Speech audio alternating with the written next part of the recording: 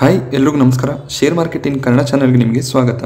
ಜನವರಿ 27ರ market ಅಪ್ಡೇಟ್ನ ನೋಡೋದಾದ್ರೆ ಮತ್ತೆ ನಮಗೆ ಮಾರ್ಕೆಟಲ್ಲಿ ಕರೆಕ್ಷನ್ ನೋಡೋದಕ್ಕೆ ಸಿಗ್ತಾ ಇದೆ. ಸೆನ್ಸೆಕ್ಸ್ನಲ್ಲಿ 581 ಪಾಯಿಂಟ್ಗಳ ಡೌನ್ ಸೈಡ್ ಕಾಣಿಸ್ತಿದೆ. ಹಾಗೆ ನಿಫ್ಟಿ ಕೂಡ ಅಷ್ಟೇ 167 ಪಾಯಿಂಟ್ಗಳ ಡೌನ್ ಸೈಡಲ್ಲಿ ಕ್ಲೋಸಿಂಗನ್ನು ಕೊಟ್ಟಿದೆ.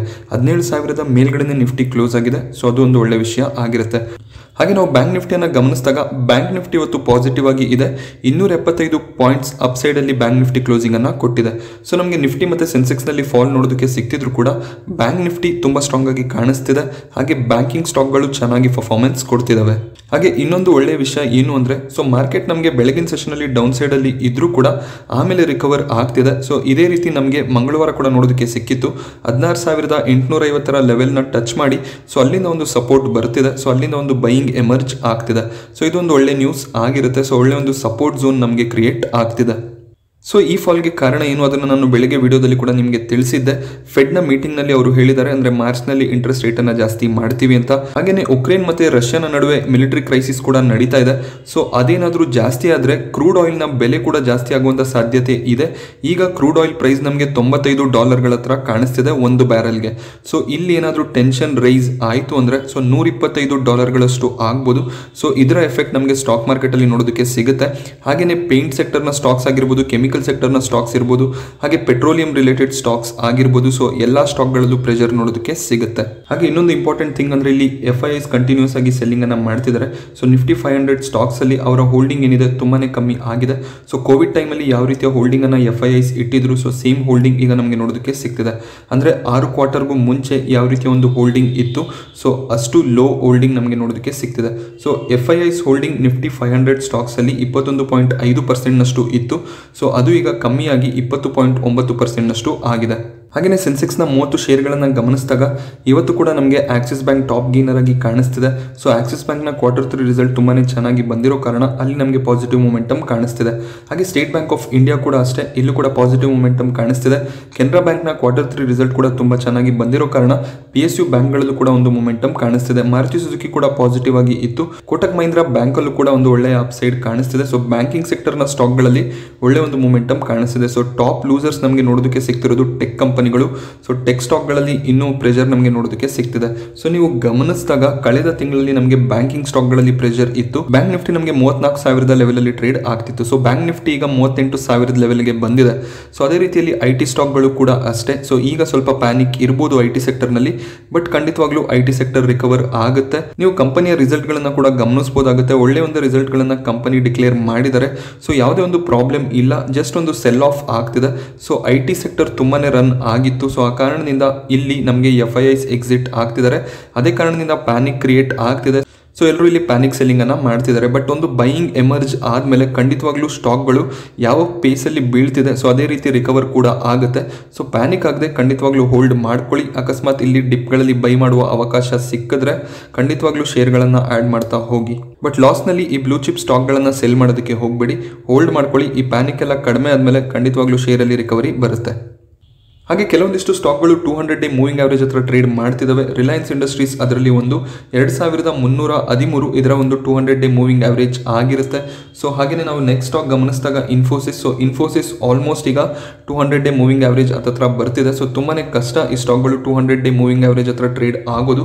ಸೊ ಇಲ್ಲಿ 1,634 ನಮಗೆ 200 ಡೇ ಮೂವಿಂಗ್ ಆವರೇಜ್ ಆಗಿರುತ್ತೆ. ಸೊ ತುಂಬಾನೇ ವೀಕ್ನೆಸ್ ನಮಗೆ ಇನ್ಫೋಸಿಸ್ ಅಲ್ಲಿ ಕಾಣಿಸ್ತಿದೆ. ಬಟ್ ಈ ಕಂಪನಿ ತುಂಬಾ ಒಂದು ಒಳ್ಳೆ ಕಂಪನಿ ಆಗಿರುತ್ತೆ. ಸೊ ಇದೊಂದು ಆಪರ್ಚುನಿಟಿ ಆಗಿರುತ್ತೆ ಈ ರೀತಿಯ ಸ್ಟಾಕ್ಗಳನ್ನು ಲೋ ಲೆವೆಲ್ಸ್ ಅಲ್ಲಿ ಆಡ್ ಮಾಡ್ಕೊಳ್ಳೋದಕ್ಕೆ. ಹಾಗೆ ಇನ್ನೊಂದು ಸ್ಟಾಕ್ ಗಮನಿಸಿದಾಗ HCL ಟೆಕ್ನಾಲಜೀಸ್, ಇಲ್ಲೂ ಕೂಡ ಅಷ್ಟೇ ತುಂಬಾನೇ ಪ್ಯಾನಿಕ್ ಕಾಣಿಸ್ತಿದೆ. ಸೊ ಆಲ್ರೆಡಿ ಇದು 200 ಡೇ ಮೂವಿಂಗ್ ಆವರೇಜ್ ನ ಕೆಳಗಡೆ ಟ್ರೇಡ್ ಮಾಡ್ತಾ ಇದೆ. ನೆಕ್ಸ್ಟ್ ಹ್ಯಾವೆಲ್ಸ್ ಇಂಡಿಯಾ ಕೂಡ ಅಷ್ಟೇ ತುಂಬಾನೇ ಒಂದು ಒಳ್ಳೆ ಸ್ಟಾಕ್ ಆಗಿರುತ್ತೆ. ಸೊ ಈ ರೀತಿಯ ಸ್ಟಾಕ್ಗಳನ್ನು ಖಂಡಿತವಾಗ್ಲೂ ಅಕ್ಯುಮುಲೇಟ್ ಮಾಡ್ಕೋಬೋದಾಗುತ್ತೆ. ಸೊ ಲೋವರ್ ಲೆವೆಲ್ಸ್ ಅಲ್ಲಿ ಸಿಗ್ತಾ ಇದ್ದಾಗ ಖಂಡಿತವಾಗ್ಲೂ ನೀವೇನು ಅಮೌಂಟನ್ನು ಹೋಲ್ಡ್ ಮಾಡಿ ಇಟ್ಕೊಂಡಿದ್ರಿ ಅಥವಾ ಕ್ಯಾಶ್ನಲ್ಲಿ ಕೂತಿದ್ರಿ, ಸೊ ಇದೊಂದು ಒಳ್ಳೆ ಆಪರ್ಚುನಿಟಿ ಆಗಿರುತ್ತೆ. ಹಾಗೆ ಅಪೋಲೋ ಹಾಸ್ಪಿಟಲ್ ಕೂಡ ಅಷ್ಟೇ 200 ಡೇ ಮೂವಿಂಗ್ ಆವರೇಜ್ನ ಕೆಳಗಡೆ ಟ್ರೇಡ್ ಮಾಡ್ತಿದೆ. ಸೊ ಇದು ಕೂಡ ಒಂದು ಒಳ್ಳೆ ಆಪರ್ಚುನಿಟಿ ಆಗುತ್ತೆ. ಹಾಗೆಯೇ ಅಪೋಲೋ ಹಾಸ್ಪಿಟಲ್ ನಮಗೆ ನಿಫ್ಟಿ 50ಯ ಪಾರ್ಟ್ ಆಗುವಂಥ ಸಾಧ್ಯತೆ ಕೂಡ ಇದೆ. ಇದರ ಲಿಸ್ಟ್ ಏನಿದೆ ಜನವರಿ 31ಕ್ಕೆ ರಿಲೀಸ್ ಆಗುತ್ತೆ. ಸೊ ನೋಡಬೇಕಾಗುತ್ತೆ ಇಲ್ಲಿ ಅಪೋಲೋ ಹಾಸ್ಪಿಟಲ್ ಇಂಡಿಯನ್ ಆಯಿಲ್ನ ರಿಪ್ಲೇಸ್ ಮಾಡುತ್ತಾ ಅಂತ. ಸೊ ಆ ರೀತಿ ನಿಫ್ಟಿ ಇಂಡೆಕ್ಸ್ ಅಲ್ಲಿ ಆಡ್ ಆದಾಗ ಸೊ ಇಲ್ಲಿ ನಮಗೆ FIIs ಇನ್ಫ್ಲೋ ಬರೋದು ಕಾಣಿಸುತ್ತೆ. ಇಂಡೆಕ್ಸ್ ರಿಲೇಟೆಡ್ ಫಂಡ್ಗಳು ಯಾರಿದ್ದಾರೆ ಸೊ ಅವರು ಅಪೋಲೋ ಹಾಸ್ಪಿಟಲ್ ಇನ್ವೆಸ್ಟ್ಮೆಂಟ್ ಅನ್ನ ಮಾಡ್ತಾರೆ. ಸೊ ಅದು ಕೂಡ ಒಂದು ಒಳ್ಳೆ ಆಪರ್ಚುನಿಟಿ ಆಗಿರುತ್ತೆ. ಹಾಗೆಯೇ ಈ ರೀತಿ ನಮಗೆ ಮಾರ್ಕೆಟ್ನಲ್ಲಿ ಡೌನ್ ಸೈಡ್ ಇದ್ದಾಗ TTML ನಂತಹ ಸ್ಟಾಕ್ಗಳನ್ನು ಅವಾಯ್ಡ್ ಮಾಡಿ. ಸೊ ನಾನು ಮುಂಚೆಯಿಂದ ಕೂಡ ಹೇಳ್ತಿರ್ತೀನಿ ನಿಮಗೆ. ಸೊ ನೋಡ್ಬೋದು ಇಲ್ಲಿ 150ರ ಪ್ರೈಸಿಂದ ಅಪ್ಪರ್ ಸರ್ಕ್ಯೂಟ್ ಇತ್ತು, 291ರ ಪ್ರೈಸಿಂದ ಈಗ ಕಂಟಿನ್ಯೂಸ್ ಲೋವರ್ ಸರ್ಕ್ಯೂಟ್ ಕಾಣಿಸ್ತಿದೆ. ಸೊ ನೀವು ಈ ಲೆವೆಲ್ಸಲ್ಲಿ ಎಂಟರ್ ಆಗಿ ಕೂತ್ಕೊಂಡಿದ್ರು ಕೂಡ ಈ ಲೆವೆಲ್ಸಲ್ಲಿ ಎಕ್ಸಿಟ್ ಆಗಿಲ್ಲ ಅಂದರೆ ಸೊ ನಿಮಗೆ ಇಲ್ಲಿ ಯಾವುದೇ ರೀತಿಯ ಗೇನ್ ಕಾಣಿಸೋದಿಲ್ಲ, ಮತ್ತೆ ಶೇರ್ ಅದೇ ಪ್ರೈಸ್ಗೆ ಬಂದು ಸೆಟ್ಲ್ ಆಗ್ತಿದೆ. ಸೊ ಈ ರೀತಿಯ ಸ್ಟಾಕ್ಗಳನ್ನು ನಾವು ಪಂಪ್ ಆ್ಯಂಡ್ ಡಂಪ್ ಸ್ಟಾಕ್ಸ್ ಅಂತ ಕರಿತೀವಿ. ಆಪರೇಟರ್ಗಳು ಈ ರೀತಿಯ ಸ್ಟಾಕ್ಗಳನ್ನು ಹುಡುಕ್ತಿರ್ತಾರೆ. ಅಂದರೆ ನಮಗೆ ಬೇರೆ ಸ್ಟಾಕ್ಗಳಲ್ಲಿ 52 ವೀಕ್ ಹೈ ಕಾಣಿಸ್ತಿದ್ದಾಗ, ಅಂದರೆ ಎಕ್ಸಾಂಪಲ್ಗೆ ನಾನು ಹೇಳ್ತಿದ್ದೀನಿ, ಇನ್ಫೋಸಿಸ್, ರಿಲಯನ್ಸ್ ಅಂತ ಸ್ಟಾಕ್ಗಳು ಹೈಯರ್ ಪ್ರೈಸಲ್ಲಿ ಟ್ರೇಡ್ ಆಗ್ತಾ ಇದ್ದಾಗ ರಿಟೇಲ್ ಇನ್ವೆಸ್ಟರ್ಸ್ ಏನು ಮಾಡ್ತಾರೆ, ಪೆನ್ನಿ ಸ್ಟಾಕ್ ಕಡೆ ಗಮನ ಹರಿಸ್ತಾರೆ. ಸೊ ಇಲ್ಲಿ ನಮಗೆ ಒಳ್ಳೆ ಆಪರ್ಚುನಿಟಿ ಇರುತ್ತೆ ಅಂತ ಅವರು ಎಂಟರ್ ಆಗ್ತಾರೆ. ಸೊ ಅದನ್ನೇ ಆಪರೇಟರ್ಸ್ ಕೂಡ ಕಾಯ್ತಾ ಇರ್ತಾರೆ. ಸೊ ಅವರು ಕೂಡ ಎಂಟರ್ ಆಗ್ತಾರೆ. ಅವರು ದೊಡ್ಡ ದೊಡ್ಡ ಅಮೌಂಟನ್ನು ಇನ್ವೆಸ್ಟ್ ಮಾಡೋದ್ರಿಂದ ಅಲ್ಲಿ ಅಪ್ಪರ್ ಸರ್ಕ್ಯೂಟ್ಗಳು ನಮಗೆ ನೋಡೋದಕ್ಕೆ ಸಿಗುತ್ತೆ. ಸೊ ಇಲ್ಲಿ ನಾವು ಗಮನಿಸಿದಾಗ ಈ ಲೆವೆಲ್ಸಲ್ಲಿ ಎಂಟರ್ ಆಗಿರುವಂತಹ ಆಪರೇಟರ್ಸ್ ಯಾರಿರ್ತಾರೆ, ಸೊ ಅವರು ಸೇಫ್ ಆಗಿ ಇಲ್ಲಿ ಎಕ್ಸಿಟ್ ಆಗ್ತಾರೆ. ಬಟ್ ರಿಟೇಲ್ ಇನ್ವೆಸ್ಟರ್ಸ್ ಆ ಪಾಯಿಂಟಲ್ಲಿ ಎಕ್ಸಿಟ್ ಆಗೋದಕ್ಕೆ ಆಗೋದಿಲ್ಲ. ಸೊ ಲೋವರ್ ಸರ್ಕ್ಯೂಟ್ ಹೊಡೆಯೋದಕ್ಕೆ ಸ್ಟಾರ್ಟ್ ಆಗುತ್ತೆ. ಲೋವರ್ ಸರ್ಕ್ಯೂಟ್ನಲ್ಲಿ ನಾವು ಏನೇ ಮಾಡಿದ್ರೂ ಎಕ್ಸಿಟ್ ಆಗೋದಕ್ಕೆ ಸಾಧ್ಯ ಆಗೋದಿಲ್ಲ. ಜಸ್ಟ್ AMO ಆರ್ಡರ್ಗಳನ್ನು ಹಾಕಬೇಕಾಗುತ್ತೆ. ಬಟ್ AMO ಆರ್ಡರ್ಸ್ ಹಾಕಿದಾಗ ಅಲ್ಲಿ ಬೈಯರ್ಸ್ ಇರಬೇಕಾಗುತ್ತೆ. ಬೈಯರ್ಸ್ ಇಲ್ಲ ಅಂದರೆ ಶೇರ್ಗಳು ಯಾವುದೇ ಕಾರಣಕ್ಕೂ ಸೆಲ್ ಆಗೋದಿಲ್ಲ. ಸೊ ಅದಕ್ಕೆ ಈ ರೀತಿಯ ಸ್ಟಾಕ್ಗಳನ್ನು ಅವಾಯ್ಡ್ ಮಾಡೋದು ತುಂಬಾ ಒಳ್ಳೆಯದು. ಅಕಸ್ಮಾತ್ ಇನ್ವೆಸ್ಟ್ ಮಾಡಬೇಕು ಅಂತ ಇದ್ರೂ ಕೂಡ ಸ್ವಲ್ಪ ಅಮೌಂಟನ್ನು ಇನ್ವೆಸ್ಟ್ ಮಾಡಿ. ಸೊ ಇದರಿಂದ ದೊಡ್ಡ ಲಾಸ್ಗಳನ್ನು ಮಾಡ್ಕೊಳ್ಳೋದಕ್ಕೆ ಹೋಗಬೇಡಿ. ಹಾಗೆ ಇನ್ನೊಂದು ಶೇರ್ ಗಮನಿಸಿದಾಗ ಊರ್ಜಾ ಗ್ಲೋಬಲ್. ಸೊ ಇಲ್ಲೂ ಕೂಡ ಅಷ್ಟೇ 15 ರೂಪಾಯಿಂದ ಅಪ್ಪರ್ ಸರ್ಕ್ಯೂಟ್ ಇತ್ತು. ಸೊ 31 ರೂಪಾಯಿ ಹತ್ರ ಹೋದ್ಮೇಲೆ ಸೊ ಅಲ್ಲಿಂದ ಕಂಟಿನ್ಯೂಸ್ ಲೋವರ್ ಸರ್ಕ್ಯೂಟ್ ನೋಡೋದಕ್ಕೆ ಸಿಗ್ತಿದೆ. ಸೊ ಊರ್ಜಾ ಗ್ಲೋಬಲ್ ಕಂಪನಿ ಚೆನ್ನಾಗಿದೆ, ಬಟ್ ಸ್ಟಿಲ್ ಆಪರೇಟರ್ಸ್ ತುಂಬಾ ಆಕ್ಟಿವ್ ಆಗಿ ಇರ್ತಾರೆ. ಸೊ ನೀವು ಏನಾದರೂ ಹೈಯರ್ ಲೆವೆಲ್ಸಲ್ಲಿ ಎಂಟರ್ ಆದಾಗ ಅಲ್ಲಿ ನಿಮಗೆ ಪ್ಯಾನಿಕ್ ಸ್ಟಾರ್ಟ್ ಆಗುತ್ತೆ. ಸೊ ಆ ಕಾರಣದಿಂದ ಲೋವರ್ ಲೆವೆಲ್ಸಲ್ಲಿ ಎಂಟರ್ ಆದರೂ ಕೂಡ ಸ್ವಲ್ಪ ಅಮೌಂಟನ್ನು ಮಾತ್ರ ಇನ್ವೆಸ್ಟ್ ಮಾಡಿ. ಸೊ ಹಾಗೆಯೇ ಸ್ವಲ್ಪ ನಿಮಗೆ ಪ್ರೈಸಲ್ಲಿ ಮೊಮೆಂಟಮ್ ಕಾಣಿಸ್ತಿದೆ ಅಂದಾಗ ಆ ಪ್ರೈಸಲ್ಲಿ ಪ್ರಾಫಿಟನ್ನು ಬುಕ್ ಮಾಡ್ಕೊಳ್ಳಿ. ಇನ್ನಷ್ಟು ಮೇಲೆ ಹೋಗುತ್ತೆ ಅನ್ನುವಂಥ ಆಸೆ ಪಡೋದು ತಪ್ಪಾಗುತ್ತೆ.